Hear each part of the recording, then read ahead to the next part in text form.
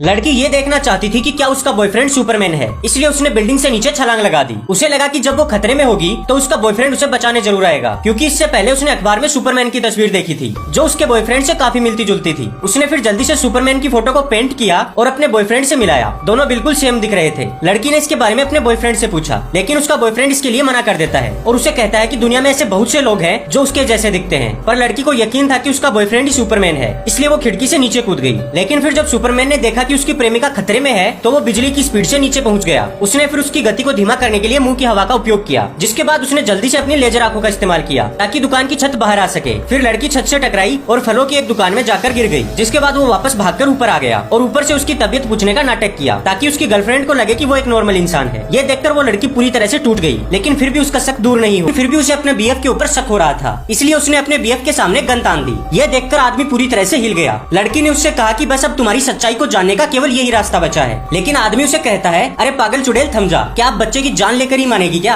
लेकिन इसके आगे कुछ बोलने से पहले ही लड़की ने गोली चला दी, पर गोली चलने के बावजूद भी आदमी को कुछ नहीं हुआ, जिससे उसे पता चल गया कि उसका बीएफ ही सुपरमैन है। फिर सुपरमैन ने अपनी प्रेमिका को आसमान की ऊंचाइयों में एक सैर कराई और इसके अलावा उसे अपने निजी क्रिस्टल बेस के ऊपर भी लेके गया। वहाँ पर दोनों ने मिलकर एक शानदार लंच किया, लेकिन इसी बीच कोई चीज पृथ्वी से आकर टकरा गई, जिसके अंदर से 3 घोंचू बाहर आए। वे सीधा उनके क्रिस्टल बेस पर आ पहुंचे, लेकिन उन्हें ये नहीं पता था कि वे बस अब कुछ ही देर में चींटी की तरह मसले जाने वाले हैं, क्योंकि जैसे ही उन्होंने सुपरमैन के ऊपर हमला किया तभी सुपरमैन ने उन्हें मार मारकर एक गुफा के अंदर फेंक दिया और दूर जाकर पूरे क्रिस्टल बेस को जला दिया, जिसके बाद वे दोनों आराम से खुशी खुशी रहने लगे।